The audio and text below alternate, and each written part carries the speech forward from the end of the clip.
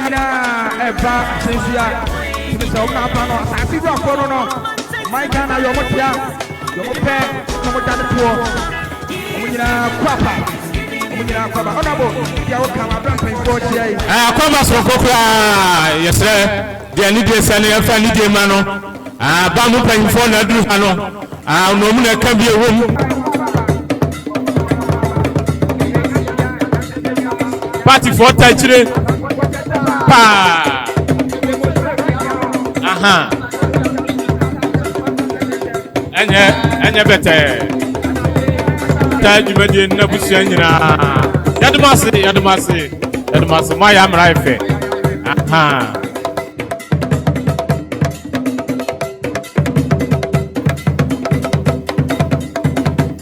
Yabedase na ya to adwumade no so.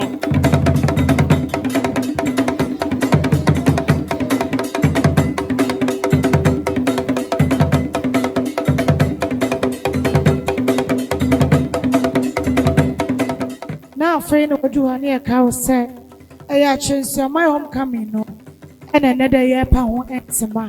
I watch Acherensua Juma. Acherensua, man, punto in the canconti. Jumedino, that potty, young Casa so.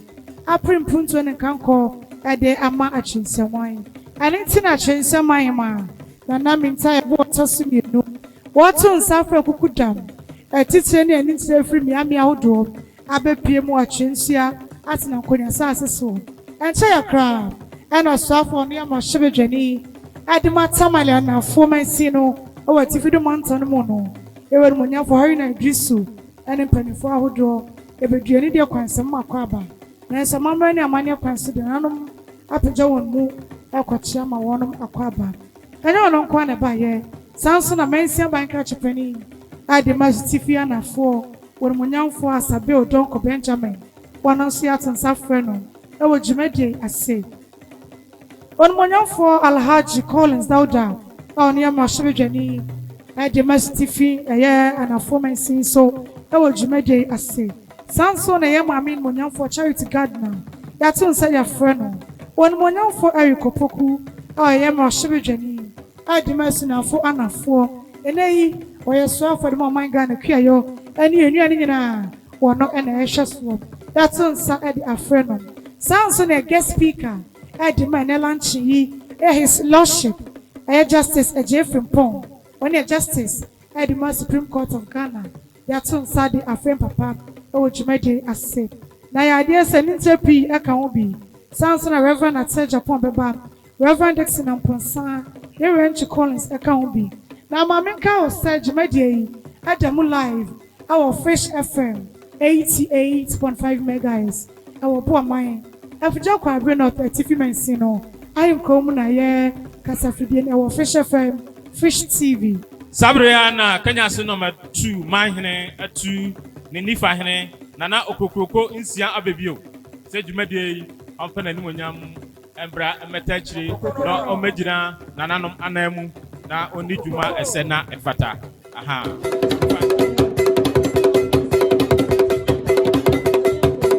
From 2017 to 2025, he served as the Minister of National Security. He is a symbol of excellence, integrity, and commitment to our nation. More importantly, he's one of our own, a proud alumni of Great Achi School, and also the Nkoswahine of our land, whose presence here adds great honor to our celebration.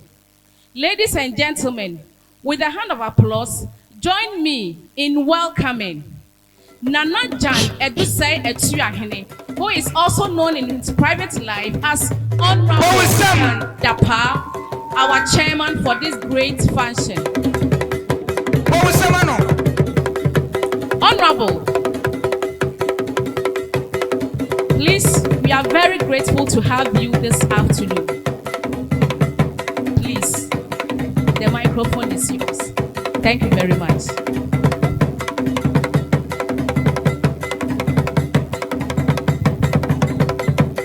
Yamana Prosan, Samboni here, Yanni Paketwasa, Nana Jan Adusei, Tuahine, Koswahine, Acherensua Sasso, former National Security Minister, Honorable Kandapa, as chairman for this great occasion.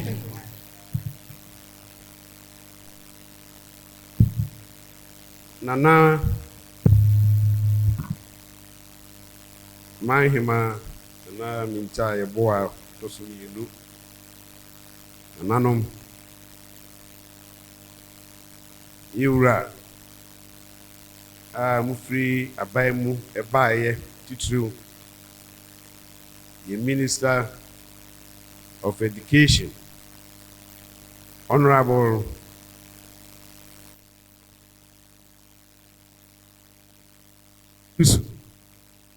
and Yenia ye MP, Honorable Collins Dauda, Yura DC, and I buy penny for buying in a Yura. I would nama NPP and then the Domswa, Mbechia in na Nititu. Enya Yedia. You see a Acherensua, a Yibi, you budding, a tia. Na ya yemfa enkyerɛ yɛ ho bibiri ɛsɛ yɛde ɛyi yɛ dɛ yɛde tu yɛ ho isan sɛ ɔman mu a yɛtie agyɛgyefoɔ mpanimfoɔ paa yɛ so wakɔ akɔduru baabi a popu no mu ɛtena wɔn mu baako ɔyɛ yɛ ni ayɛ ba ɔyɛ yɛ ni ayɛ nana ɛna ɔsa yɛ yɛ ni Acherensua Bom. na atete no ono so ewa ha yenuanom asofo mpanimfo amufri sorry mu ebaye yenuan alaji panine mu amufri nkramo nsumu nyina mu baye mamu nyina akwaba esaiwo nana baafo nkroma ewo ye ntem nana ye mu akwaba pa eyi efe se waba na wo beso ya sen ewo saa idwabo a ye boyi Acherensua man Acherensua senior high all students mo wa haso mo akwaba pa eye efe sekuru eye ade kesese na mo akai sekuru no ena tete ye enti yesu efri kuro mu bi so mo ya mo beba mo di mo president ya ba ye mo na akwaba pa na Acherensua man mi hun se de men kanokra efri anopɛn ya kyerɛ sɛ yekuro no yedɔ yekuro no ya ye amana ye fedodo fiano pabe no nsia emai memai tisi krom prapra kuri mu kama aye bibia amano aye fe ti ahoho ye baaye wo mu baaye so no wo mu hu sɛ yekuro yi esisi mu amano aye fe meda Acherensua manfo nyina ate saa so na meda nananom nana mahima ni nananom ase sɛ duma kɛse sei wo mu sɛ mimra na mimeda no na menyɛ chairman nananom meda mo ase paa na ene nhyiamu yi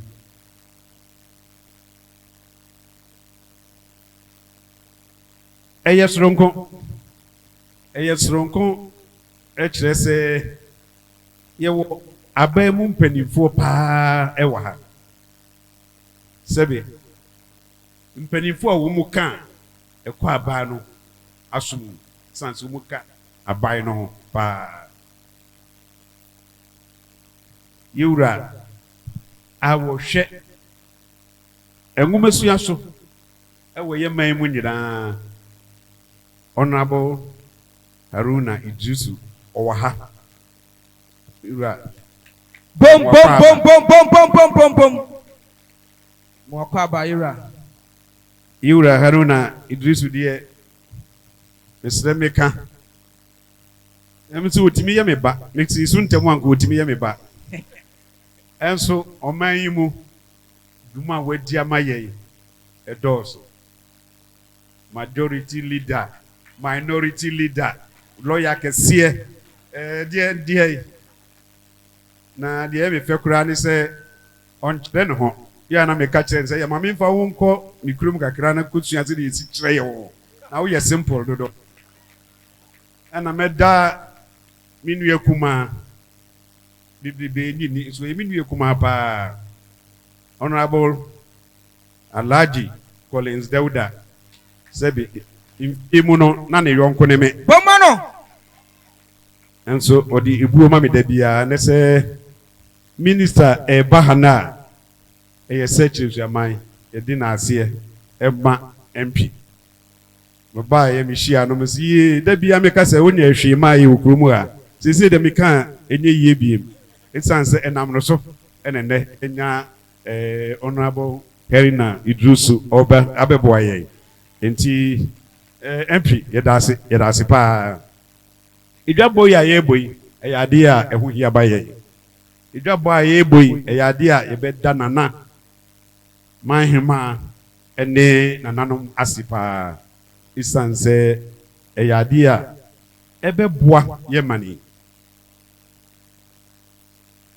tie a wamu ane se nananom se ye ntimi nya de ye busio enye se ye kabita bibie ni hwa edisi ani so se ye beyo a ye ntimi nyo sa hyiemu a ye hyiemu ye be kire se ekirinsu aman ye nyinni se bibi wo hwa ye betimi aka se ye ntimi nye ye nim se ye kase ye beyo a ye beyo da o ana nananom omsi da bi ye kurei ye suwe nya kodeji a ebe fata ye sa time na ahafu mu ha no kra no na kodeji na bi ni ya enso omsi wo mu beyo wo mu yoy ema ye dikonya secondary school ya ne esiwe Omom. Anya wote.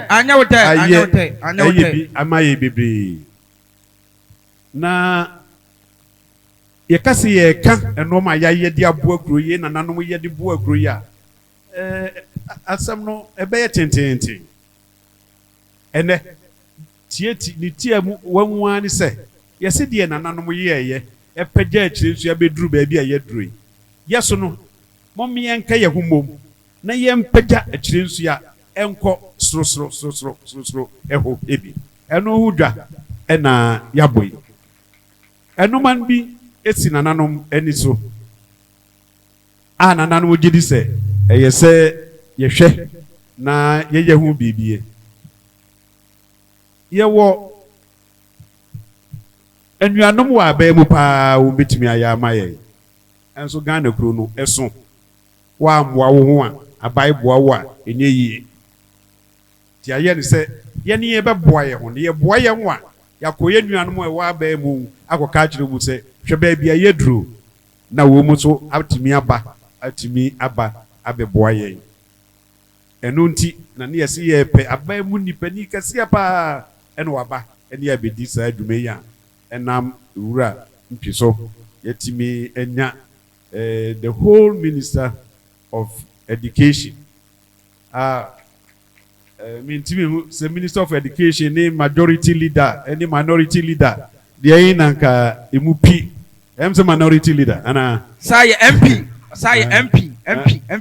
minority leader say majority leader in the NPP for there entino ufa ne kakra bi ntinka minority no minister me da ye dasi pa so aba say Acherensua aman ye ka ye ho abom ni ahwe ye betimi aye na ya pagya ye kuroi akosoro ye say Acherensua aman ye nyinni se bibi wo hɔ a ye se we de mi ntimi enye to da bi we ko pesa o si da ya so makoto plot o na wadanfo ahwe osuro ohwe osuro no ahwe ofom na wakoto plot o betimi si da bibia ni hɔ a wodi si wani so sɛ wobɛyɛ a wontimi enyo ɛno ɛne yɛde ɛbɛyɛ ama Acherensua man ne yɛ nyɛ ma yɛ nko ayɛ ho sɛ deɛ yɛ nananom yɛ ma yɛ ne ayɛ ne yɛ abɛto yi yɛyɛ ɛde ama yɛ ma ɛne yɛ nananom ama dabi wɔn abɛka sɛ yɛso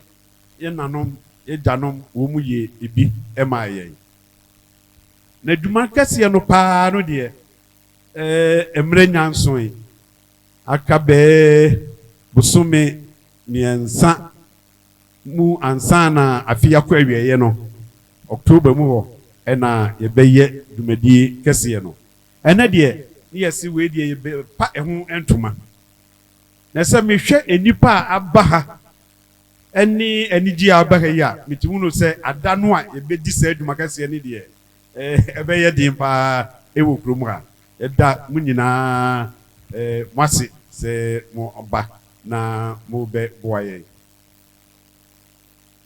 yɛ adwuma ɛte sɛ yi ne yɛhia committee yɛti committee a committee no so ayɛ wɔn adwuma kama na adeɛ baako a ɛfa committee no mu a mɛpɛ sɛ mɛka na obiara hu ɛne sɛ ekoduru baabi yɛsi dwuma yɛ deɛ bɛpɛ sika o mom yɛnhwɛ ne yie ne yɛwie a yɛankɔka sɛ sika yɛnya yɛ ni na emu expenses yɛnya yɛ so ni na afei akɔte sika yi so bebree yɛfra ahɔhoɔ aba yɛwie a ɛsɛ yɛnya aduane ma wɔm ɛsɛ yɛnya nsa ma wɔm mu ɛsɛ yɛsɛ na afei wobɛwie yɛsɛ yɛkɔ di dwuma no koraa ne yɛnya memfa ne sɛ 100,000 cedis na emu mu di emu sika pɛ 40,000 ɛkɔ no anu anuane totɔ nsa Acherensua afɔ wɔn mu nyɛ ni biem nti yɛn se yɛn nwene ho ɔsɔfo baako wɔyɛ member of the committee sɔre yɛ ɔso dɛbi aduane no ne nsa no deɛ megye di sɛ yɛne asɔrefoɔ yi ɛne yɛn nuanom Christian Council nkramofoɔ no yɛbɛka yɛ ti abɔ ho na saa sika no deɛ momfa ɛnyɛ mo expenses bi omu fa saaka no bɔnsɛm ma wo Nyankopɔn nkrɔfoɔ no wo eti yɛdom ase yɛda obiara waboa yɛ committee members yɛda obiara ase na nanom a mokɔfa baayɛ yɛda obiara ase mu a mode mo animonyam ɛbɛtare akyire yɛda obiara ase na megye di sɛ yɛmfiri ha ɛnkɔ no mese adwuma paa no deɛ ɛnyɛ nnuro hɔ ɛnso ne yɛbɛwo so yɛ ho kakra agyegye kakra na megye di sɛ yɛmfiri ha no na obiara kakra obenya ɛde aboa no ɛno aba ama atimi aboa yɛn sɛ yɛse yɛgya ama nipa kakra bi a ɛnyɛ yie yɛn nyinaa ka bɔ mu a ɛbɛyɛ yie ama no aborɔ so tena na no medam ase mpanimfoɔ a mufra ba mu baeɛ medam ase nnuanom a mo nyinaa Easter berɛ mu ni adagye mowɔ akwantue mu a mɔba aka nyinaa nso yɛdam ase paa nyame nhyira yi nyinaa amen bom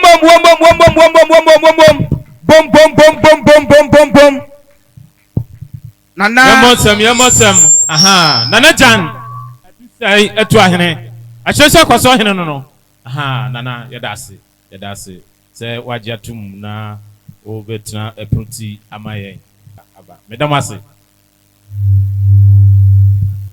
yo sabre yɛnkyɛn ho kra no msɛ dwumadie no yɛgusua no sabre nana no madaromo mu nyina momom chi dɔm ai na yɛfrɛfrɛ Acherensua mahema na minta yɛbo ɔtɔ so mienu na daroma ne nti ɛna dwadata yi na nana entuna num tuo kakra ɛfa nkyerɛ edwai fasɛbɔ kɛseɛ paa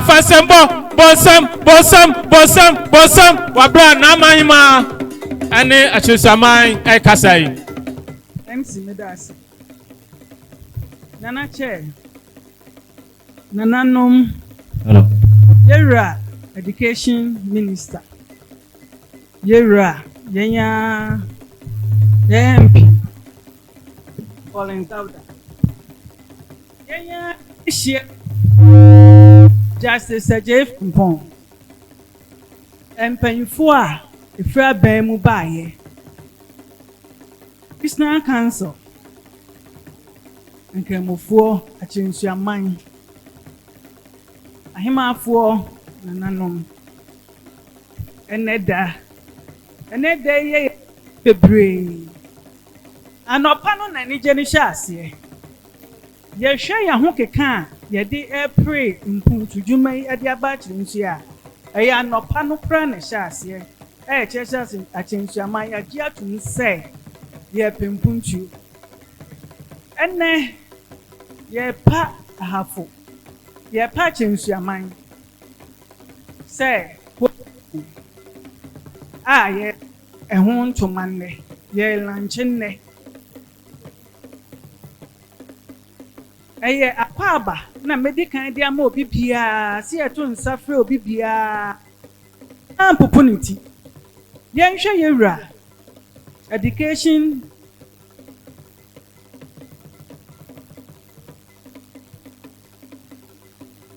maya ho bisa yɛn so daeɛ sɛ yɛbɛho bisa ɛnam yɛwura yɛn ayɛadeɛ nyinaa nkɔsoɔ hene ɛde fa yɛwura Collins Dauda so ɛne yɛhu ade fɛfɛ sei yɛbɛda yɛwura yɛasɛ migyina Acherensuaman ne nananom anan mu nyinaa da n'ase sɛ yɛto nsa frɛ no wampopo ne ti na ɔde ɔseɛ yɛ ɔyɔ na wabɛka yɛn ho sɛ ɛnɛ Acherensuaman yɛpa homecoming ano a ɔbɛba abɛka yɛn ho ama yɛapa ano yɛda n'ase. Na yɛbɛsrɛ na yɛsrɛ sɛ dwumadi esi yɛn so yi wɔdeɛ ɔne yɛwura Collins Dauda wɔ ha deɛ na aban na wɔ ha education deɛ yɛhwehwɛ yɛ university Nyankopɔn adom so deɛ ɛtɔ so mmienu ɛyɛ immigration ɔno amu so wɔ ha nti na ɛnɛ deɛ yɛtwa fufuo ama na tɔnkwan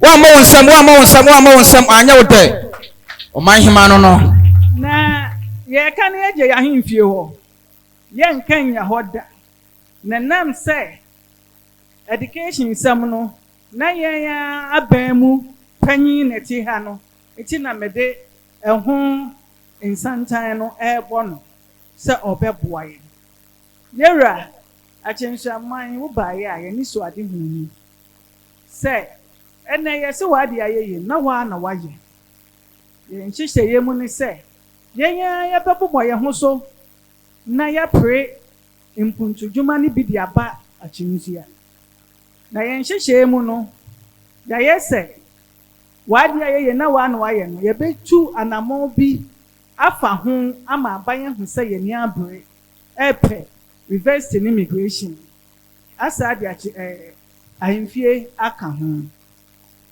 nti wabai yade srade kɛse a yade to w'anim ne sɛ yɛsrɛw wo ha de yɛto hu a ɛtɔ yɛwura president asom a na efiri ho yɛbɛsrɛw sɛ nimanim yi a wahwɛ Acherensuafoɔ hɔ yɛn ho keka a yɛde te ha a yɛde hyia wo ne nyinaa ne sɛ yɛne abere pempuntudwuma no ɛyɛ school ne nti ɛne yɛde ahyia wo fɛfɛɛfɛ sɛ yɛ yɛpɛ sɛ wokɔsi bibi kyerɛ yɛ president ma yɛ sɛ ɛnɛ ne kyerɛ yɛ a yɛsrɛ no nadaroma university ɛne immigration anammɔn a yɛretu ne nnɛ ɛwɔ Acherensua yi yɛsrɛ no sɛ ɔbɛma ho aba mfasoɔ ɛde ama yɛ na yɛ animonyam hyɛ ɛwɔ ɔno ne pɛn so sɛ yɛwura Mahama pɛn so ɛna Acherensua university baa yɛwura Mahama pɛn so na migration yɛapɛ ne mmerɛ tenten yɛnsan kan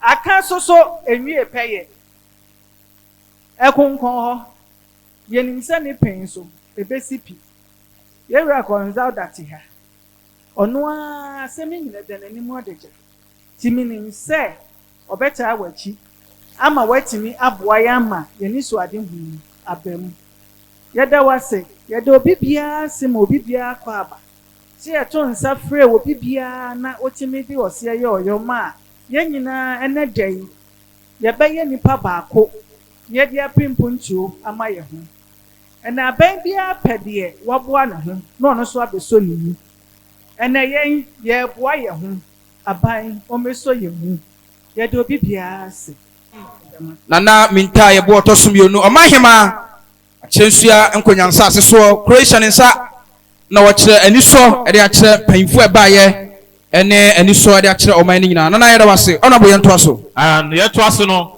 na yɛbɛsrɛ nananom panyimfo a ɛwɔ ha nyinaa na yɛde atitire bi a ɔmo ɛbɛboa dwumadie so edin ato dwa na yɛwie a deɛ yɛduru so no deɛ wɔdi dwuma yi ama yɛ yɛwura Henry Ajay Kwachi. Respectfully, we have in our midst Professor Jumo Kese, Department of Planning, KNUST. We have lawyer Alessan Ponsa, President, Ghana Bar Association. Bawon Semano. Nana Bar Fonkroma, CEO, NBN. Bawon Semano, Penikasiano, Nana na Wada. Lawyer Kojo Okonadako, GRA Kumase. Branimune, Bawon Sembona Babosa. We have DCOP James Ano, Regional Police Commander, Goso. Bawon Semano. Oh, Hano Pejan Mukakrami Ashano. Mr. Atiso Tata Denke, CEO, Executive Rabank PLC. Bawon Semano. China insurance free at Obia. Mr. and Mrs. Dr. Oseiusu, Sunyane. Bawon Sam, one boom. Mr. Eduja Mfikasi, Board Chairman, Executive Rabank PLC. And Sambosha ho. Yura, yadase. Yo, baby, I doing. Yo, only person go cry, we and table her. And also, Akwenya Kessie, oh, say, Oni Kasa. Enya obia say Yura on Monyamfua as if it's out to persuade Amasha Bedjam on the CNM Ya first about Kasepa Asia on Monyamfua Alhaji Collins Dauda Titra Medianti Waha Acherensua Mai Majuma maybe a teacher.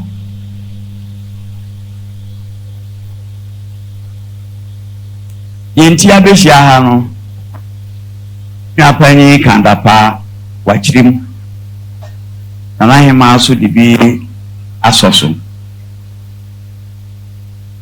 There is a seminar son. Na Nya Akosunano. Manage Cassia. Tintin say, Yenina Najatum, same Fina be a betuaba. A Bible or a toa as a sambine.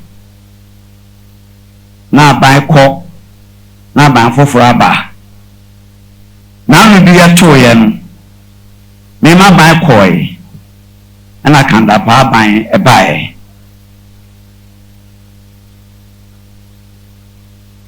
Now, everything time here. Everything time here, we can the power to me. And I buy Abba. Yen fear nine. Now, about your mono. Yan ye born to a shabo. A boy saying, I am put your book. Eme abano ya 12 President Mama enye do ma ya hye nsa ena wotutu aswafo so momo ano no momo man no yeto abawie pa no man no dia aka na se ebadwene kwan befa so a ibenya mpuntu ɛwɔ yɛ mam na Acherensua ne kura di kae ɛwɔ me constituency a ɔmo ayɛ mpuntuo ho nhyehyɛeɛ so ɔmo pere bibi afiri aba Bawusam ɛhɔ yani ya prepa papa nyabuti ana boya da wanosi na yɛ sɛ Acherensua di first no first and first serve na ne kwan so a no ne kwan so a ne sɛ ɔman bia yɛde ɔmanum sika ɛna yɛ mpuntuo ɔmanum sika so yɛnya bi wɔ ha yɛnya koko wɔ ha yɛde bɔ ɔman fotoɔ yɛtu gold ɛwɔ ha yɛde bɔ ɔman fotoɔ yɛtwa timber wɔ ha yɛde bɔ ɔman fotoɔ enti sɛ yɛn yɛfa yɛasase so adeɛ ɛkɔtɔn ne yɛnya sika na yɛde bɔ fotoɔ ma aban a si yɛn so yɛgye bi ɛyɛ ɛne nti na me nua panyin Kandapaa ɛka kyerɛ me sɛ yɛbɛyɛ homecoming wɔ Acherensua ne agye apere sika agye ayɛ mpuntuo meyɛ sɛ me ne no yɛ adwen metaa n'akyi wɔde ɛnyɛ buru asɛm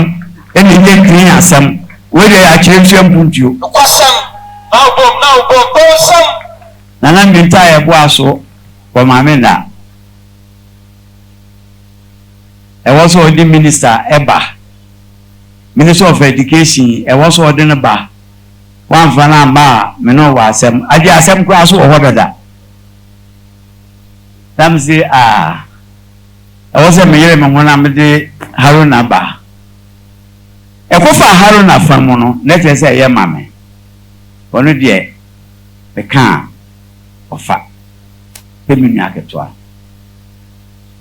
deɛ maa Haruna ɛna ɛwɔ ha na n'enye obi foforɔ biara ɛne sɛ Haruna na President Mama de n'atua mmasua no ɛna yɛto so deɛ bi asie no so meka ho bi ɛnyɛ nyinaa hyehyɛ sɛ secondary school edi kan ahafo yɛde ba Acherensua na yɛpɛ ne ntoasoɔ yɛpɛ suapɔn ɛwɔ ahafo a ne kwan so a no sɛ yɛde ba Acherensua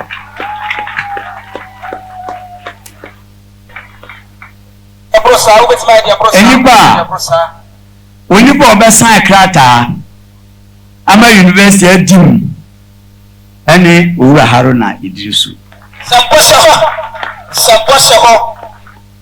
na ɔno a wɔ ha nti ne yɛsi university ne yɛpɛ sɛ bi asɛm bi aka sɛ asɛm no nyinaa ɛwɔ no hɔ mɛtum dina firi Kamala bɛduru ha no deɛ ne asɛm bi aka sɛ aseda ɛna mɛda nanahema nananom ɛne mpanyimfo a moka mo ti sɛ ho ɛde saa nhyehyɛyi ɛbaeɛ metaa mɔkyi anɔpa awia anadwo bibiara mu mene mo a na ɛbɛyɛ kɔpem sɛ ɛbɛn bɛso yɛbɛka sɛ yɛbɛpa university ho ɛntema ɛwɔ Acherensua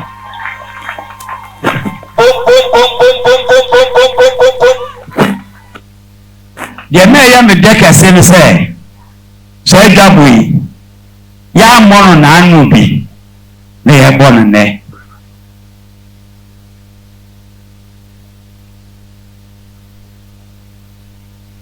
sɛ adwabo yi yɛammɔ no naano bi yɛbɔ no nnɛ na naima mehyɛ ɔbɔ mɛtae me nua kuma Haruna akyi ne ayere ɔmampan John Dramani Mahama ɔno nso so ɔdɔ kɛseɛ ɛde ma Acherensua man agye odi nti ɔdɔ Acherensua tambɔ kae a migration a nanahema ka ho asɛm yi de pɛn so ɛna wɔgye tum sɛ ɔde immigration training center ɛbɛba ha ne pɛn so ɛna ɛgye asase to hɔ yɛbɛfiri ase ayɛ ne free akonnwa soɔ ɛna ada hɔ a ɔmampan John Dramani Mahama yɛ ansesa no ɔno a na asan aba ɔno wɔ so ɔde immigration bɛba no ɔno a na asan abɛyɛ ɔmampanyin biem ona migration nyina ahye na se na nahima wo kana haruna no wo twerɛtwerɛ no wo twerɛtwerɛ o se na immigration no so ene sɛn de wo bia maka kyerɛ no ɔno kwa ni hia obɛka ɛda menene mienu ne ɔno so behia no ye bɛsan abom dan ye bɛya a yɛnsa bɛka Acherensua yɛ afunkura a etimu no bi tete nkuro no baako ɛne Acherensua yɛ nananom abɛyɛ bi eduru yɛ ne yɛ so ɛde yɛ ne nso yɛ yɛ nananom bɛto yɛ de ɛde hoahoa yɛ ho enkyirima no ɛde yɛ ne nso yɛ ne enkyirima nso so ɛde aka asɛm eduru me no so ɛwɔ sɛ yɛ bi ɛtoa de nananom bi yɛ no so na meka mo ho yɛ bɛyɛ Acherensua bɛsesa mpuntuo bɛba enwuma bɛba ahotɔ bɛba nkɔsoɔ bɛba medam ase nyame nhyira mo. Hello. Afei regional secretary Nana Achiere Bawusama no. Also Bawusam. Regional organizer.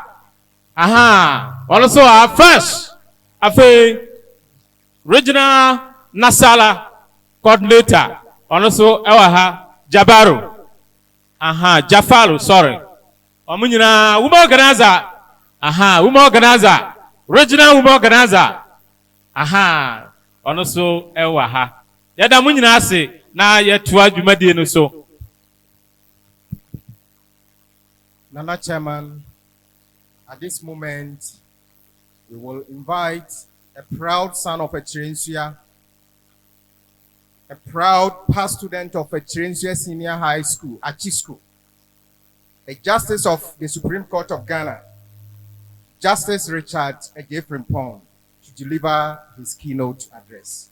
Shall we please welcome him with a round of applause? Yeah, first papa, yeah, aha, just this year. Abefo nsɛm ne nsɛmtwerɛ ɛho nsɛnsɛm nti no medikan apotɔ na maka no brɔfo na miwie a masrɛ kwan na mmea nkasa mabɔ ne tɔfa ɛwɔ pii kasa na aboa wo biara menim sɛ wobɛpene so nti meda ase.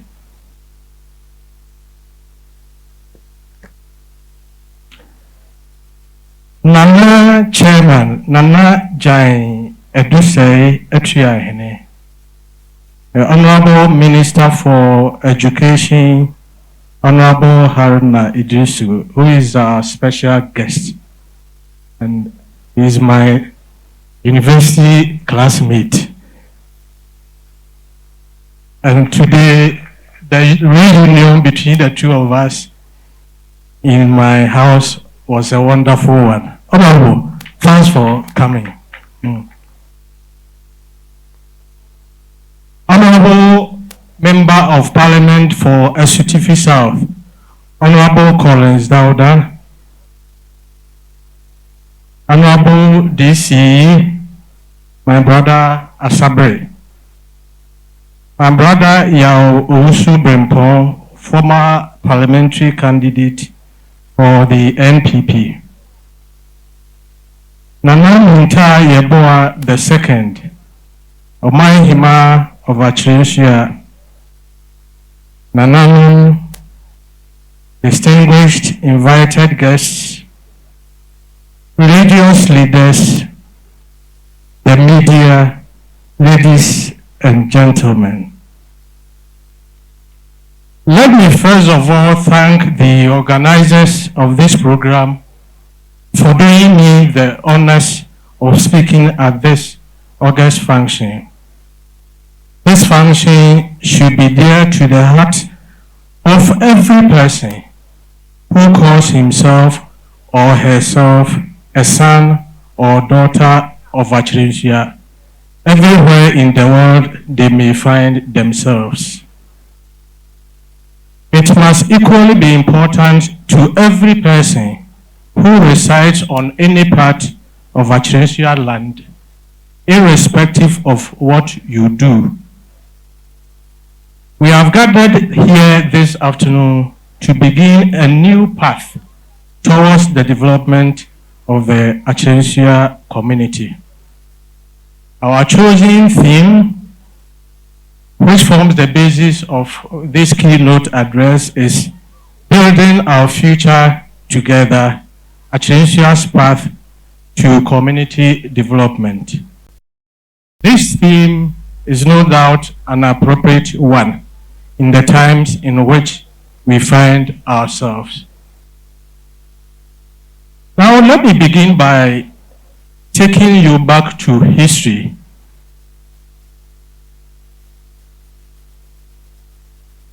Acherensua, our beloved town, is a major one in the now Ahafo region.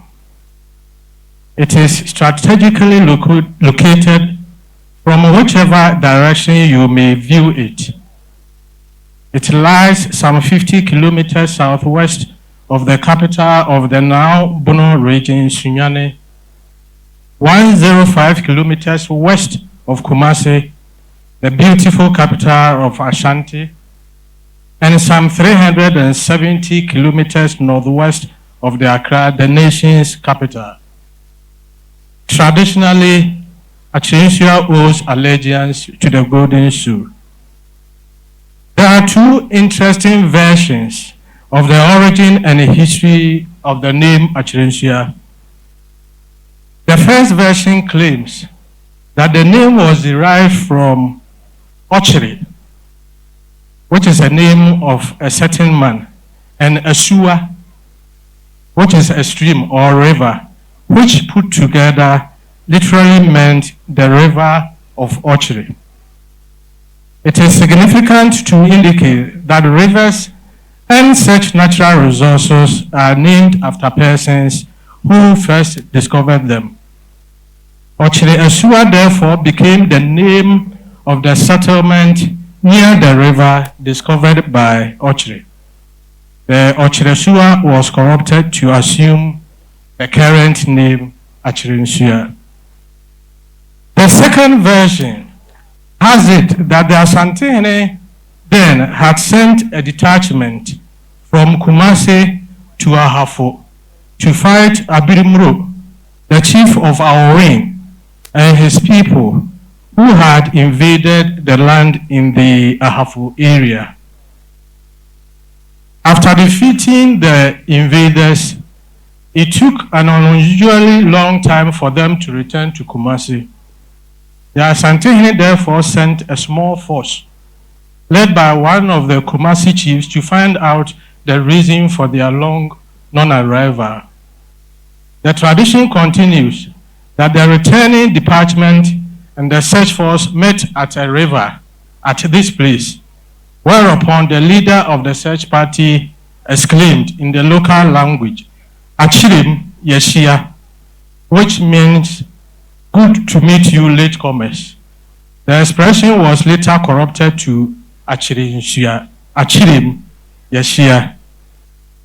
It is said that although the Acherensua version of the two enjoyed a wider public acceptance, the absence of any information as to who or what was or his ancestral connection dilutes his honor of discovery. I've had to trace this historical account for a purpose, which I will demonstrate very soon. It must be indicated, however, Nana Chairman, that the unsettled controversy about the origin of the name Acherensua has had no significance whatsoever to the early development of this community and remains so till now. The early development was driven by committed and dedicated forebears, especially in the immediate post-independence era. Available evidence shows that it took the spirit of sacrifice and selflessness of the chiefs, elders, and community leaders at the time riding on the prevailing favorable political climate to strike a lead into the development of the community. Now, these forebears decided to unite under the name Acherensua, regardless of which version that one believed in. That is to say, all they knew was Acherensua, whether it was Achirim, Yeshia, or Acherensua. And that signifies unity of purpose among these forebears at the time, which we need for now.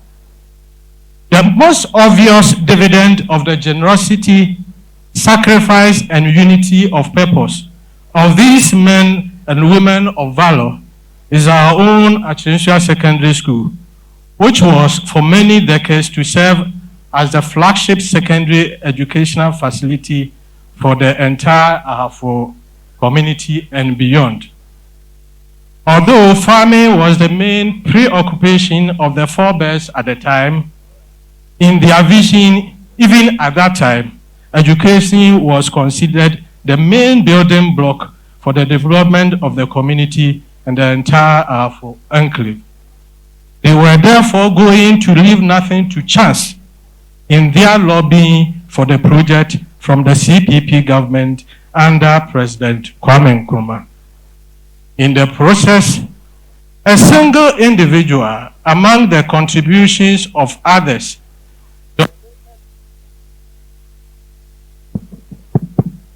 created a large stretch of land on which the secondary school now stands. Such was the spirit of devotion and communalism that was to drive the development of this community in the succeeding decades. By their hard work, Acherensua at one point, apart from the secondary school, could boast of almost every social amenity, including a well-resourced health center, reliable water supply system, a police station, a post office, a decent primary and middle schools, a moderate market structure, a decent public latrine, a respectable chief's palace, a rural bank, and a sizable community center. On occasions such as this, we cannot help but pay glowing tribute to these forebears for their dedication, commitment, hard work, and sense of patriotism in making Acherensua the community that we were proud of. But Nana Chairman, development is a continuous factor of human life. There is relativity between community development and population growth. Development must keep pace with population increase. Increase in population in every community naturally leads to the depletion of resources. It leads to overcrowding, pressure on existing social amenities, and limits the supply of communal needs. For instance, a health center built over 50 years ago without any major expansion cannot serve today's population. The water supply system constructed in the 1970s cannot serve the population of today, even granted it was functioning to the maximum. In our site, our community center has grown smaller in size and ceased to be anything modern. Lands have become limited in supply due to increased farming activities and the use of land for housing and other purposes. The toilet system is overstretched to breaking point, and there is a problem with sanitation. Words of it, Nana Chairman, what we have is a worrying poverty and extreme deprivation situation in Acherensua. Statistical evidence from the Ghana Statistical Services suggests that despite its rich agricultural potential, the community is mired in multidimensional poverty influenced by economic, infrastructure, development, and social factor deficits. At the heart of the poverty problem is a high incidence of deprivation. The estimates suggest that 30 to 40% of the population in the community live in poverty, well above Ghana's national average of 24%.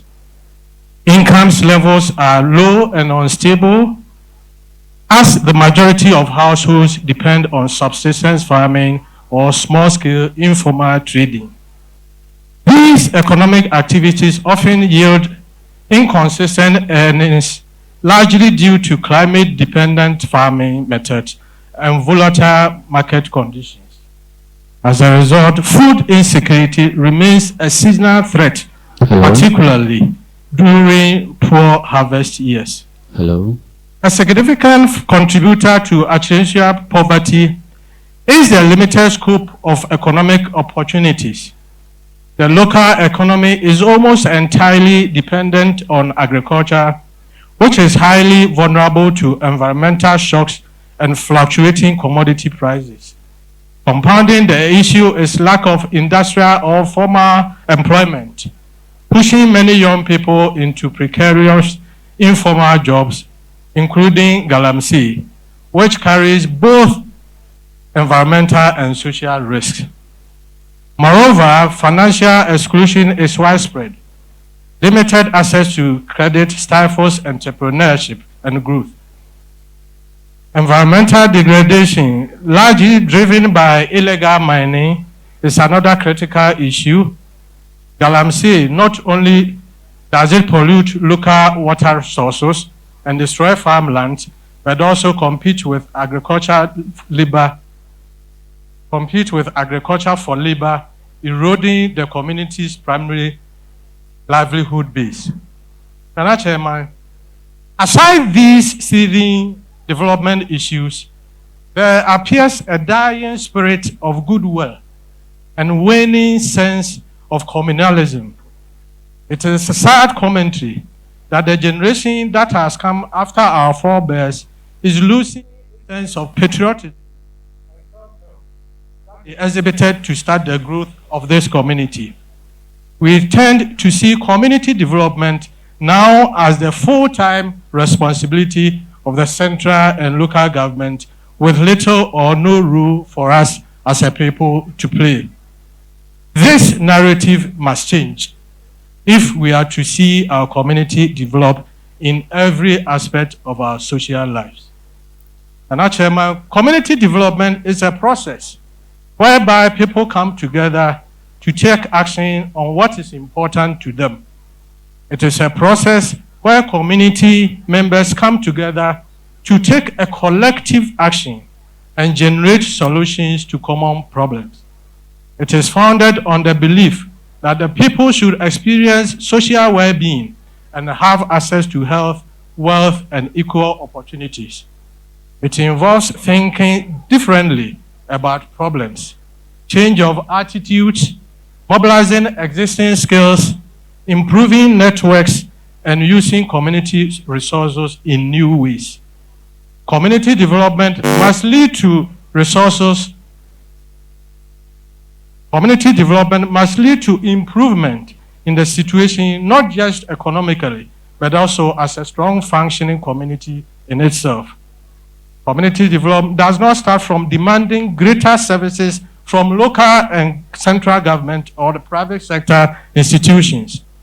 Whilst as members of the national political community, we are entitled to make such demands, they must come to add to the community's own existing effort to improve their lives.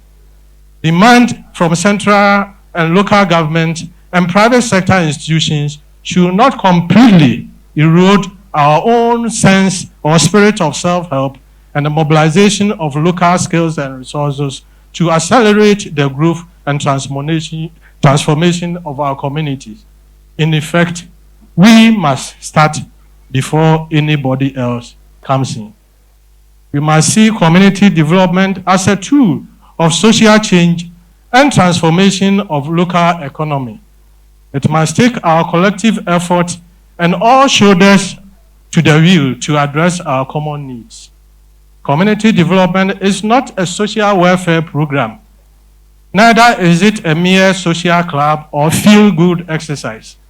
It is more of brick-mortar city personal mobilization, backed by cooperative action, rethinking social problems, and mobilizing local resources and skills to effect a change. Distinguished ladies and gentlemen, the time has come for us to build our future together. The time to chart the path is now. And how are we going to do it? First, we need to change our mindset. The mindset that says that somebody else must develop Acherensua for us is not a godly one, and it must be thrown away. If we have to change our current circumstances for the better and build a better future for ourselves and the generation that will come after ours, then we must change our way of thinking. If you do not believe in something, you do not start it in the first place. We must see ourselves as the architects of our own destiny and future. And we must reflect on such saying as, service to oneself is no slavery. The slave flees where the royal fail to fight. In unity lies strength, and it takes mass effort to lift a load. Number 2, unity of purpose and common agenda.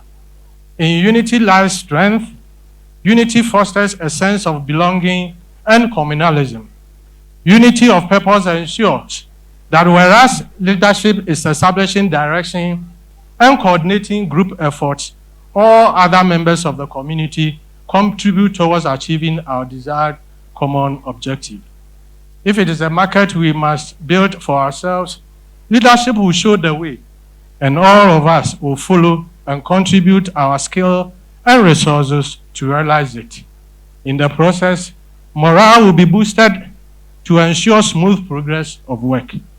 This way, we shall see the market as a product of our own joint effort, own it, run it together for our common benefit.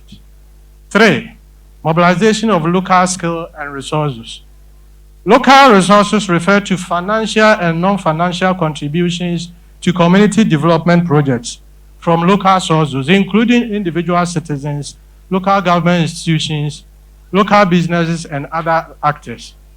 Local resources not only allow for implementation of successful community projects, but also contribute to long-term sustainability of local initiatives. In this sense, every local skill counts, whether you are a farmer, trader, teacher, carpenter, mason, painter, plumber, chief, religious leader. Your contribution is going to be needed in this new way of doing things. 4, transparent and accountable leadership. Traditional and community leadership will be required to be transparent and accountable, and this is very important. Yesterday, when I was coming to Acherensua, one of our brothers he called from the United States. Apparently, he had heard of this program and he knew I'll be here to talk about some of these things. And what he told me was that if I come and I stand here and I do not say anything at all, I must mention transparent and accountable leadership in Acherensua development. And I think we must clap for him.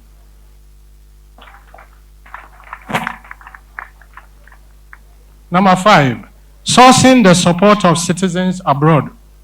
Citizens abroad will be required to mobilize external sources to support local initiatives. We should devise strategies to make them part of the community development. Number 6, and the final one, Acherensua has opportunities to reduce poverty through investment in agro-processing and agribusiness. Fortunately for us, the new government has created a ministry which is partly responsible for agribusiness. I think we need to think about it and take full opportunity under that. We should start looking for lands and making vast lands available. We are also Ghanaians. We must therefore launch a strong investment drive in this area, and we must be ready to make lands available to drive and attract investment, to create employment, and ensure inclusive economic opportunities. In conclusion, Nana Chairman, let me say that our situation is not an insurmountable one. There's a lot we can all do for ourselves to bring back the past glory of Acherensua. On this note, I have the singular honor to declare the 2025 Acherensua Homecoming event duly launched. Long live Acherensua, long live Ahafo, long live Ghana. And I thank you for your attention.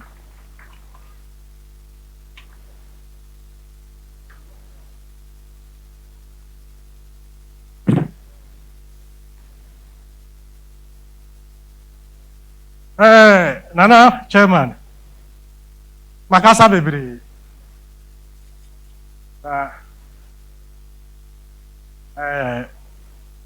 Mebonipo, and I'm about to toffer our she casem, na send me kind. The D kind no, then I'm not chairman, Utijum. You were a minister. I'm saying, Medica, I can watch them. Well, I'm a classmate, Prakope. You must be a bride who say, politics, you move, Niti, appear. Na, Wayana Juma, Abrantia, Unimde, Ewo, Amanyo, Simonea, dear no. You must be a young Esanse your university no ochire ne bobere enti na ayade a saa na wo se eba no na we kura wonya nwie yemu bi gidi se kese ebi wona nimu a ye bebo mpa e de ata na chi na minim se ebebem yewura MP yewura DC yewura ya osubrempon na minta ebo otosumi no ya mahema ananom atitire to nsafre mo asore mpanyimfo nkremofo mpanyimfo yenuanom sanchitwerefo ene Acherensuaman di kan meda wo ma hihye adwumade ase adwumade atesai yɛtoo yɛn nsa frɛ me sɛ memɛkasa sɛdeɛ menim no dwumadi yɛ dwumadi a wɔsɛ ɛda Acherensua nimba biara koma so sɛ ɔyɛ ɔbaa sɛ ɔyɛ bɛrima sɛ ɔwɔ abanɔne sɛ ɔwɔ Ghana ha baabiara no saa dwumadi ɛwɔ sɛ ɛda wakoma so ɛnyɛ Acherensua manko obi biara ya wote Acherensua asase so dwuma bi a wodie bia ɛwɔ sɛ saa ɛna dwuma de ehia o efiri sɛ ɛyɛ dwuma de a ɛna yɛhyia sɛ yɛbɛtwa sa ɛsa yɛde bɛkyekyere Acherensuaman foforɔ na Acherensuaman nkɔsoɔ no akɔ n'anim nti na kyerɛ sɛ ɛyɛ ɛda soronko na me kyerɛ ɛkwan a edin Acherensua no ɛfa so a ɛba yɛ sɛnea nhwehwɛmufo bi ayɛ no na meka ɛde asi asɛm so Acherensua din no epie mienu ana epie firi nsɛm mienu mu deɛ di kan yɛse bɛrima bi ne yɛfrɛ no ɔkyere ɛna obehu asuwa bi wɔ ha ɛna odi kan tena ha nti nipa no ɛkɔ hɔ ne ade ɔkyere asuwa ya ɛhɔ no bae no ɛna din no bɛtɔɔ hɔ nti ɔkyere asuwa no ɛna kasa amɔmfa soɔ no ɛbɛda ne Acherensua deɛ tɔ so mmienu yɛse awɔwen hene yɛfrɛ no Abimuro ɔbɛgye ahafo asase kantan so nti asante hene a ɔwɔ hɔ berɛ no etu no so sa ɛma mmeranteɛ efiri kumase ɛne wɔn bɛkoe ɛma wɔn pamo wɔn ɛma wɔn kɔe na nka mɔdi nkunim a wɔsɛ mo san ɛkɔ mɔkyi nanso yɛahwɛ wɔn anim kumase a wɔn mma ɛna asante hene etu kumase ne hemfo baako di nipa kan ho nsa monkɔ nkɔhwɛ akɔfoɔ no de nti a wɔn akyɛre a wɔn mmaeɛ wɔn ba no nhwehwɛmu no kyerɛ sɛ Acherensua ɛna wɔn ne akɔfoɔ no bɛhyiaeɛ nti wɔn hyia wɔn na bɛrima a wɔdi wɔn kan no wɔsi akyerem yɛhyia akyerem yɛhyia ɛna akyerem yɛhyia ɛda ne Acherensua saa abakɔsɛm yi mmienu no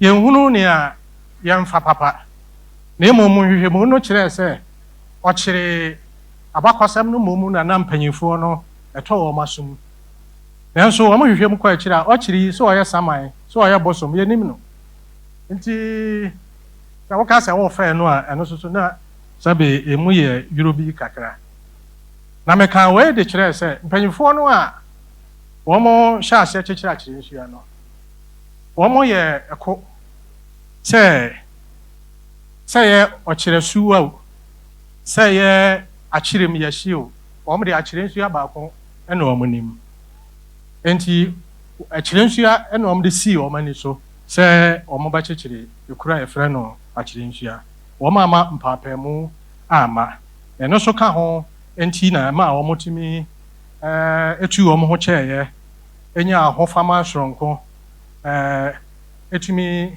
ɛyɛ nneɛma a yɛmu bi akyire yɛbaeɛ a yɛbɛtoo yɛ no na yɛka se yɛka de a na kyerɛ sɛ mpanyinfoɔ yi wɔn yɛ bi na ne titiriw nkabɔ mu a na wɔ wɔn ho ɛne ahofama soronko a na da wɔn ntɛm ne ade ɛno na ɛboa ma wɔn tumi yɛ saa nneɛma na nea wɔn yɛɛyɛ no nea ɛnɛ yi ɛho adansidie pie paa ma yɛhunu ne yie ɛyɛ yɛn a Acherensua secondary school a yɛn nyinaa yɛbɛtoo yɛ a yɛkɔɔ bi a ɛnɛ school yi nyame adom nea wapagya nipa abɛduru nie nana nkɔsoɔ Acherensua yɛ a wabɛyɛ nyinaa ɛyɛ secondary school nteteyɛ pa a wonyaeɛ na nam so ma ne nya ɔdɔ soronko ɛde ma akuru yi ɛna na yɛhunu deɛ yɛhuni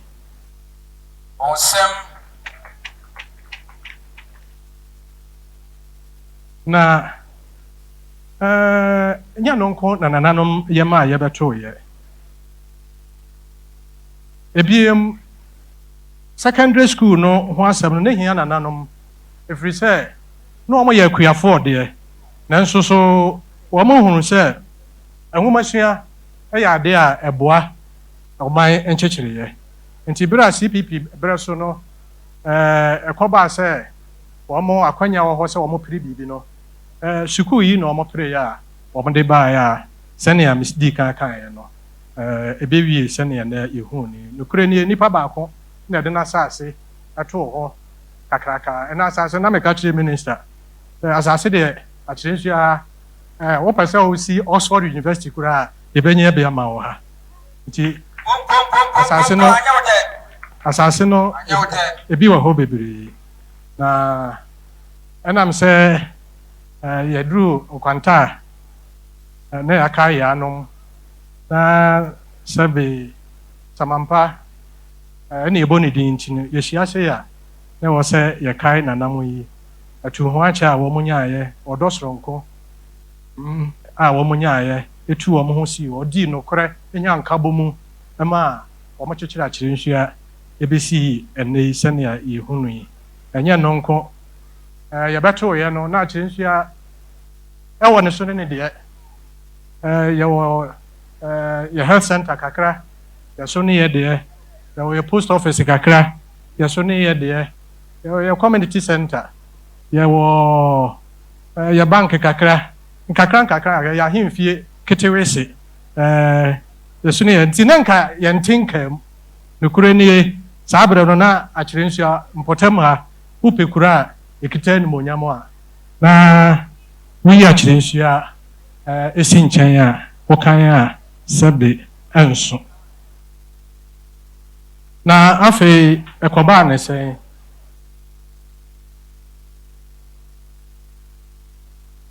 sɛn na afei deɛ Acherensua nkɔsoɔ ate aka mu yi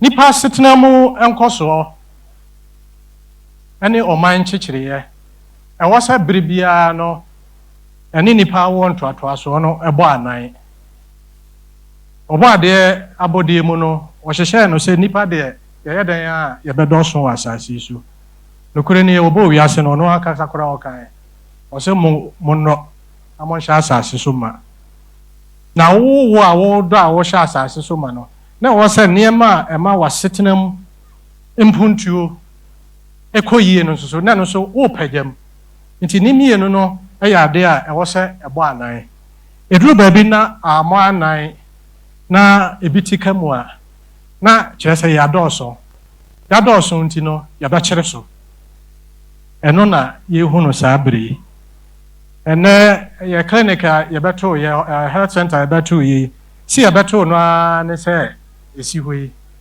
yɛyɛ ma nipa kakraa bi nipa no bebree a bɛka ho yɛmfa bi nka wɔyɛ ntirem ɛbɛdan ahokyerɛ ma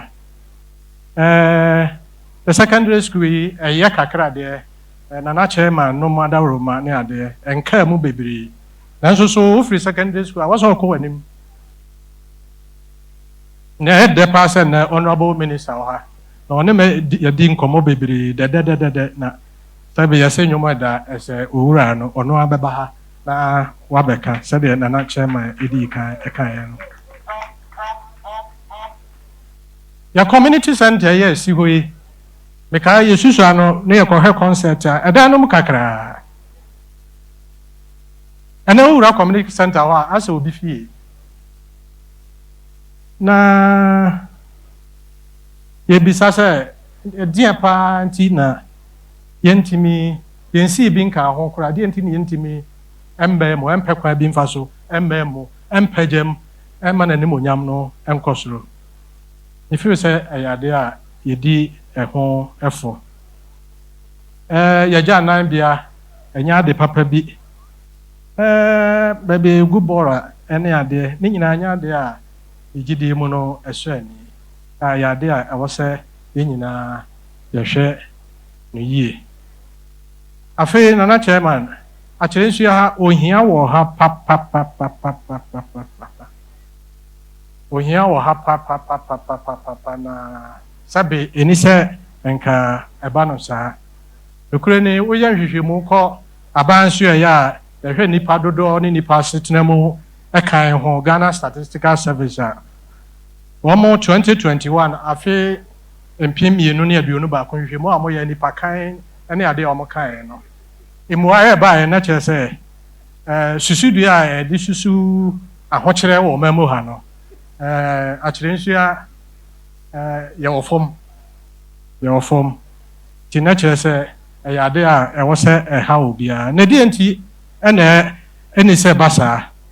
adwuma biara ni ha adwuma ɛwɔ ha ɛyɛ kua no koraa ɛnyɛ n'akɛsie mu ɛyɛ nketenkete ɛna adwadie sɔpe nkakra ntimi mfa adwuma yɛmmeranteɛ ne yɛmabaa yi si yɛ nyini ne yɛwɔ bi gu mu ani bosea asɛm wopɛ bosea de adi dwuma a ɛho asɛm ka ɛden asase yi a yɛbɛto yi ne ade ɛnɛ yɛadɔɔso nti duru baabi a yɛana ahokyerɛ aba yɛnni nneɛma bebree yɛakwan nyɛ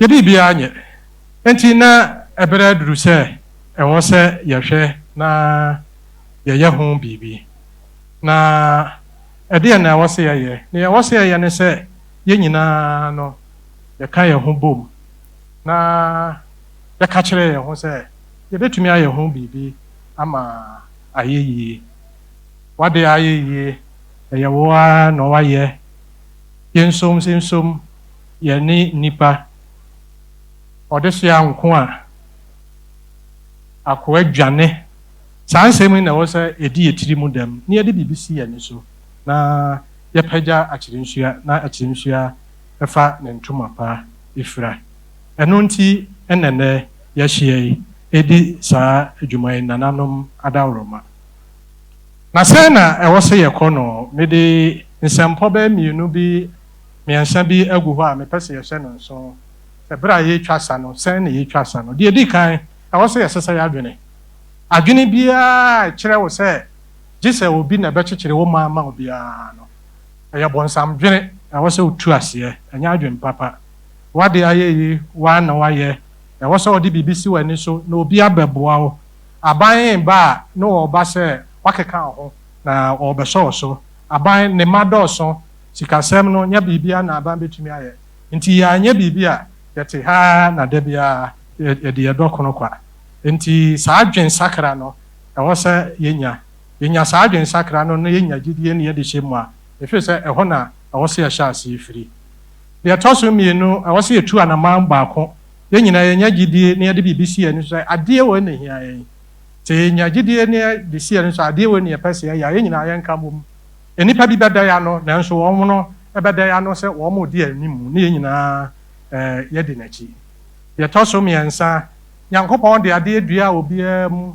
obiara a wɔwɔ biara sɛdeɛ nya ado sɛ wɔwɔ sika sɛ wɔwɔ ne sika biribi wɔ mu a wobɛtumi de aboa akyerɛnsuaman nhyehyɛeɛ woyɛ tikyani a wodie wɔ mu woyɛ kapentani wodie wɔ mu woyɛ mesini wodie wɔ mu woyɛ penta plumber woyɛ nana woyɛ sɔfo woyɛ limam obiara deɛ wɔ mu yɛhia no sɛ yɛn nyinaa yɛbɛte yɛn ho ase na yɛaka yɛn ho abɔ mu nea ɛtɔ so nan ɛyɛ akontabuo mu nokwaredie ɛno mesi so dua sɛ ɛyɛ adeɛ a ɛho hia yɛ papapapapa yɛahyɛ aseɛ sɛ yɛwɔ bi ɛhwɛ na yɛbɛkɔ akɔ wie na kyerɛ ma de ka ho asɛm mekaa sɛ nnora menam kwan so a meba yɛnnua bi frɛfiri aburokyiri wate sɛ ɛnɛ dwumadi kɔ so na wɔnim sɛ mewɔ ha bi a mɛkasa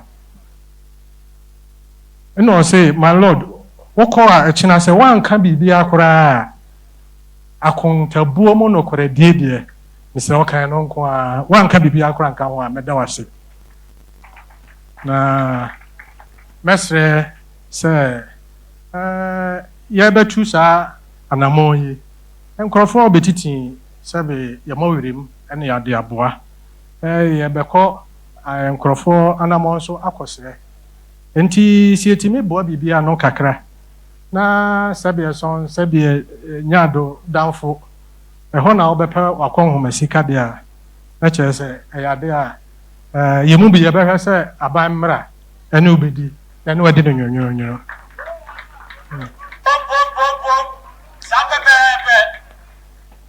afei yɛn nuanom bi wɔ amanɔne a wɔn bɛtumi aboa menim sɛ bere biara no yɛa na wɔn twetwe wɔn ho firi sɛ wɔn ani nhunu biribi a ɛkɔ so biara na sɛbe wɔsam ne fifiri wɔ hɔ no wɔde biribi aba megye di yie sɛ anammɔn a yɛtu yi ɛbɛyɛ wɔn fɛ ɛbɛyɛ wɔn akɔnɔ ama yɛfrɛ wɔn a wɔn bɛba ne nyinaa no sɛ yɛbɛyɛ nhyehyɛeɛ yɛ a yɛbɛma atɔ wɔn tirim sɛ yɛne wɔn na etu saa anammɔn yi yɛtumi yɛ no saa wɔn bɛma mahoma ma afie kora do wɔ ha obɛtumi aboa yɛ saa kwan no so afei asase wɔ ha wode dua ma yɛye cashew yɛye bankye yɛye nti anammɔntuo mu no ɛwɔ sɛ yɛpɛ investors nipa a sɛbe wɔn nsɛm wɔ bi a wɔn bɛpɛ sɛ wɔn bɛba na yɛama wɔn asase na wɔn adɔ afuo no kakra ɛde mfidie ayɛ ɛba no saa ɛkɔ yie a yɛn mmeranteɛ ne yɛn mmabaawa nso ɛbɛnya adwuma ayɛ na aboa ama hia no a yɛpɛ sɛ yɛtu aseɛ no yɛtu aseɛ mede me kasa bɛawie no na akyerɛ ma no mɛda ase biem na mɛka sɛ akyerɛnsuo ate bie wɔ mu no ɛha adwene deɛ nanso so nya de a yɛntimi anya ho bibi yɛbɛtumi ayɛ wosɔ sini na mesɔ sini a bibia ne hɔ a yɛka sɛ ɛyɛ a yɛntumi nyɛ sɛnea nana chairman ɛdi kan kaeɛ no mɛgyina saa kasa yi so na mato dini sɛ homecoming a afi October yɛn nyinaa yɛba na yɛbɛpagya Acherensua ɛnkɔ soɔ no mɛgyina saa kasa yi so na mapa ho ntoma bɛda mo ase bebree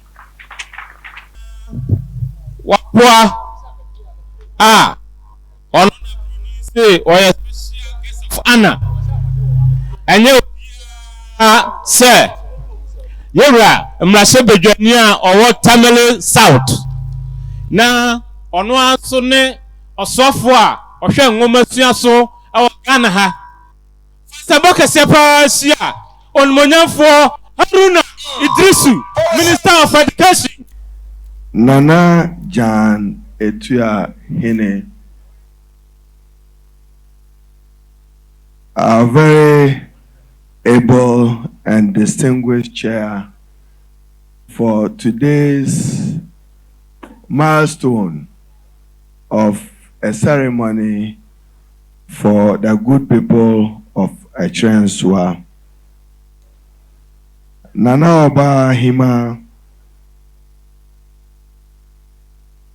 Nananum,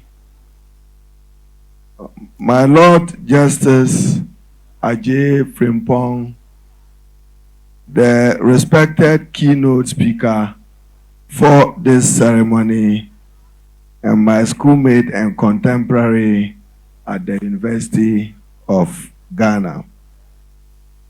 My colleague and my advisor and counselor, the Honorable Alhaji Collins Dauda, Member of Parliament for this area, District Chief Executive Representative of Regional Minister Nananum, Nana Balfour Nkrumah and his delegation, representatives of the new Patriotic Party. I'm sure you are lacing your boots very well in opposition and you learn to be in opposition, I won't say for a long time, but for a considerable, reasonable time.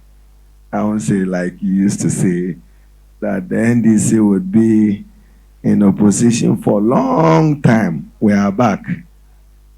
It wasn't such a long time, so I'm guided. Very distinguished ladies and gentlemen of Acherensua, day before yesterday, I was in Sola to represent President Mahama at the Gonjaland Youth Congress of a ceremony as part of Easter celebrations.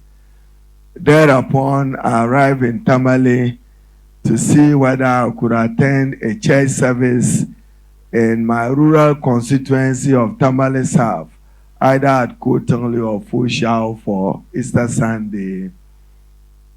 Then I was led to Myang. Then I remembered that I needed to be in Acherensua today, principally for two reasons. But on my arrival, the reasons have increased to three. The first motivation was honorable.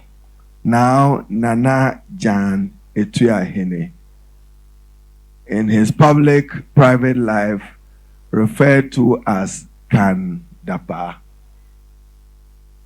The weight of his words and the weight of my respect for his person and his politics, I could not afford not to be part of this afternoon ceremony. Then whilst I was sitting with the man I'm thinking that I'll beat his record in the coming days in Parliament, who is by far the only person who is senior to me in Parliament now, the Honorable Alhaji Collins Dauda. And for many of you, if I had any success as minority leader, even in my previous role as national youth organizer of the NDC, and another role, is because I listened to his quiet counsel. He doesn't say it much. He says my tree is not good. He say Haruna Tinase, Udia Yenise, where the Yenjai.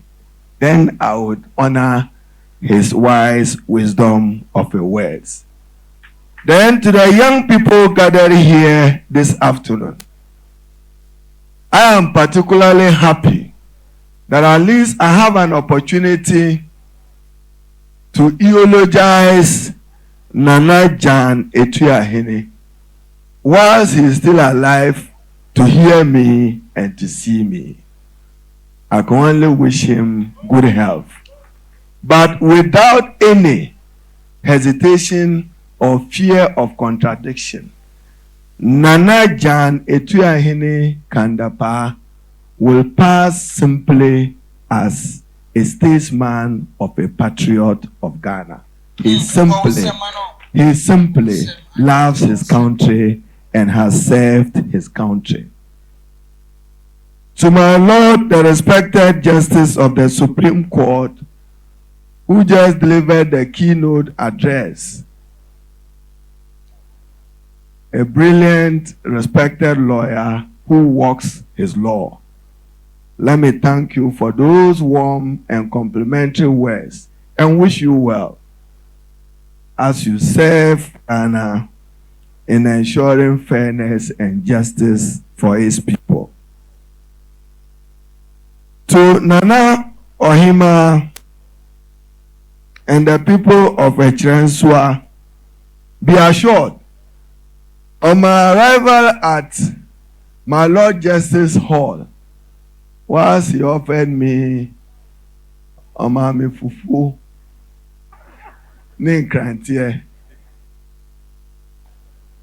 but I chose to spend time with him discussing the future of Acherensua Senior High School. And I want to quote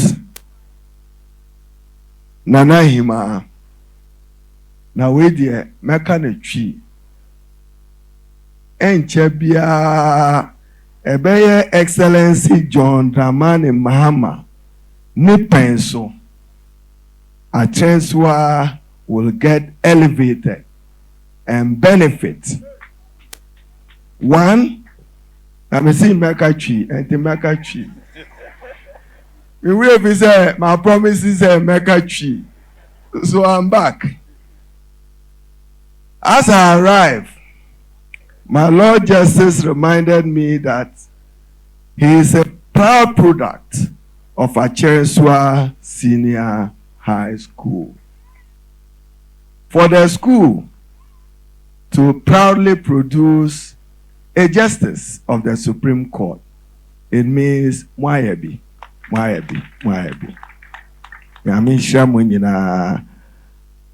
Now, my request said, you want science, technology, engineering, and mathematics STEM education to become part of Acherensua Senior High School. This will begin in earnest at the beginning of the next academic year, granted by the Ghana Education Service. Subject to this sending a team to the school, an assessment will be made. Indeed, it will not be long. President John Dramani Mahama will launch a new initiative of growing minds and developing new enthusiasm in science, math, and engineering education with the launch of a STEM kit, which we will launch in upper primary for primary 4 and 6, so that we grow the interest and enthusiasm of young people in the learning of mathematics, engineering, and science. Probably, I'm still consulting with the Honorable Collins Dowda, whether Acherensua Senior High School or a primary school within this catchment area should not be the ground for the launching of this groundbreaking initiative. The future of this country is about science, mathematics, and engineering. It's regrettable that as a country, even 30 years on, with the practice of multi-party constitutional democracy, Ghana still doesn't have a dedicated, defined manpower needs, which focuses on who we should train, how we should train, why we are training that category of persons for the future of a competitive world. I'm sure the National Development Planning Commission will do the country some justice by getting Ghana to have a manpower development plan.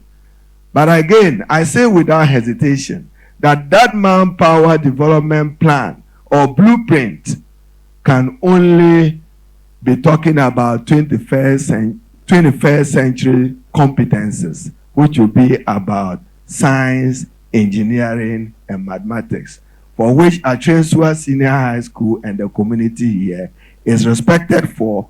When I read your performance in science competitions and the achievements so far, from National Science and Maths Quiz 2020 to STEM Innovation Competition 2023. I want to commend you for that initiative. Distinguished ladies and gentlemen, as I listened to my Lord Justice in the keynote address, and I listened to Nana Jan Etuahine, you know, I almost said Honorable Kandapa again, but I don't want to be in contempt since my Lord Justice is here. Nana, I'm reminded that one of the quests for this gathering is to prepare for the development of Acherensua and its people. My Lord Justice, I have noted your warning to us that it's still a community where poverty is high, where dependence is still on subsistence farming, and that you want to see change, but change grounded in good leadership, transparency, and accountability. I'm guided. Distinguished ladies and gentlemen, let me now give you one of two options. And I'm particularly happy to note Nana Obahima and Wedi American Tree. Ebeye Excellency John Dramani Mahama Penso na Acherensua Benya Immigration Training Center. Na many Honorable Muntaka, any Honorable Haruna Idrisu. Na ope tima describe it as a large college out and the walking sticks are ordinary enti where there obetima here. Nana, I wish my tree was good. You said fufu and soup. I'll reduce it into English.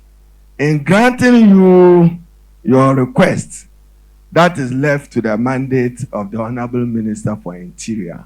I'm sure he graciously will do this for the Honorable Collins Dowda, for John Mahama, and for the people of Acherensua. So your request is more like milk of a mother falling into the mouth of a calf. That will be my response to your fufu and equine proverb.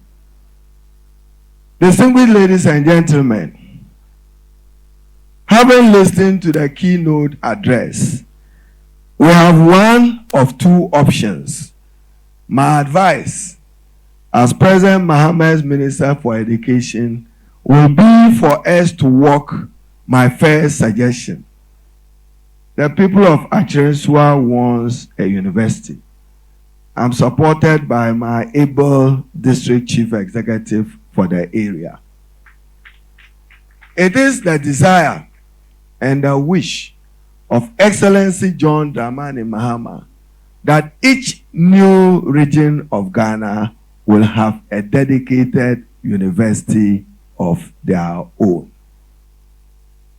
That is to say, it is easy for me to accept that we can begin work on a possible site of a university campus in Acherensua.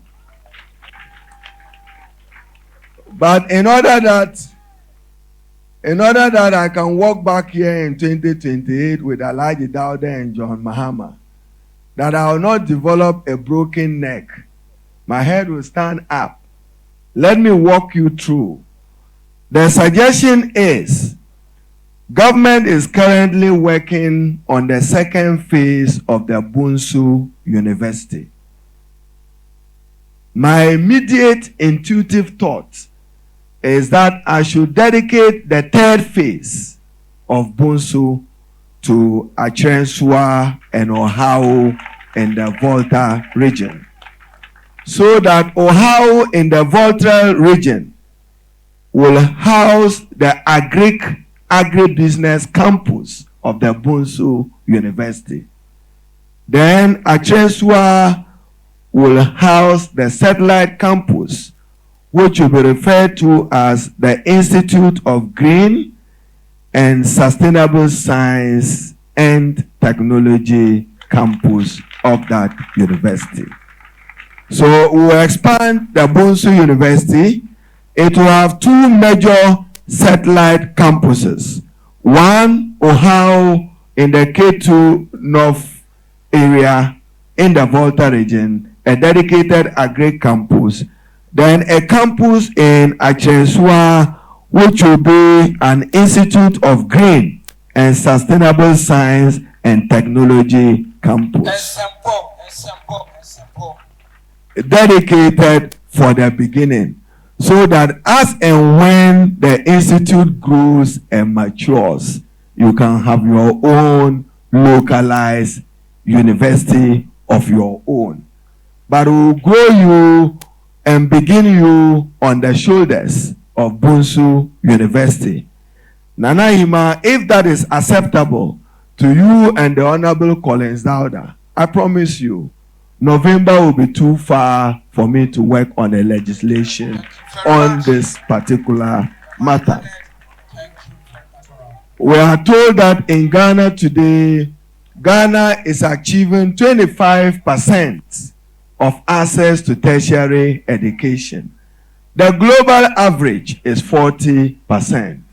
It is therefore the desire of President Mahama that every region will have a local university of its own.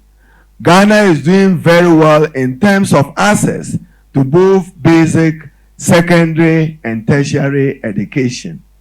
The problem is normally associated with the quality of education at that level. I have accordingly prepared a paper for the attention of the President that in the coming years, our focus and investment as a country must be to basic education. We should emphasize more, spend more, and invest more in basic education. The other day, I posed a rhetoric question. But I say, now that Nana Jan Etuahene is no longer a politician and has chosen to retire in opposition, as for Honorable Collins Dauda, he is praying to retire in government. That will be the difference between the two.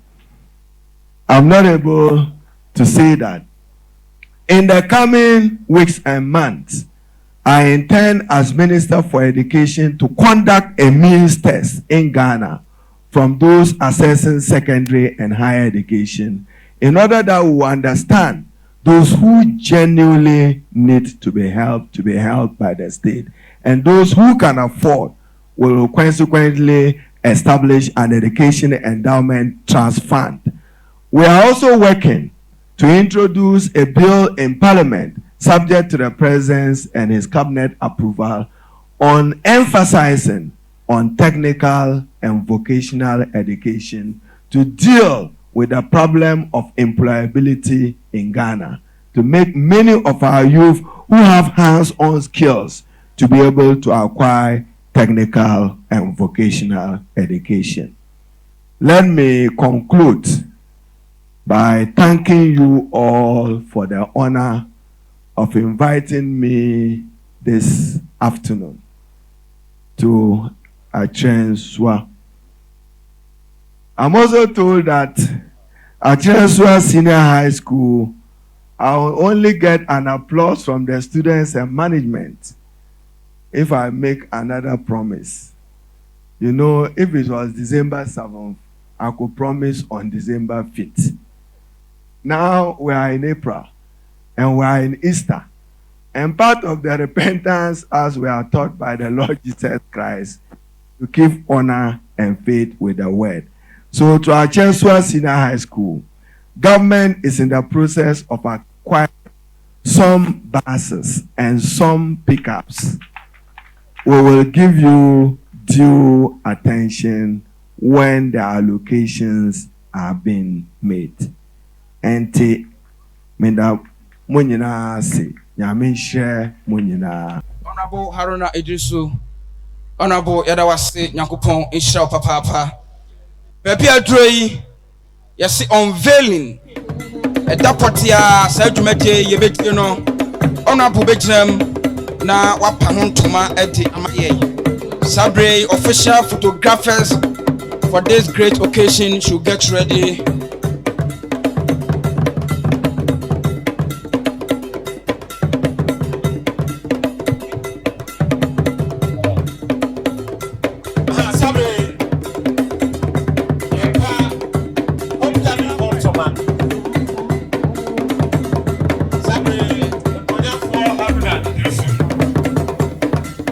His Lordship, Justice Jeffrey Paul.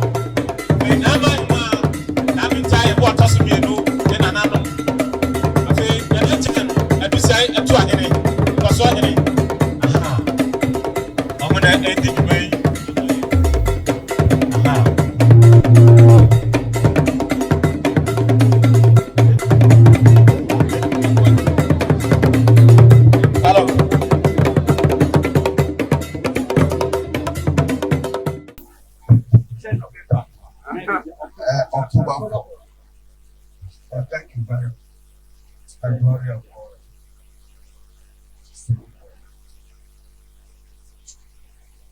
Initiative, thought of a better future, Acherensua and his people. God bless. And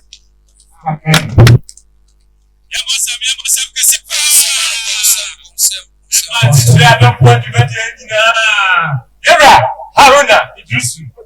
Aha.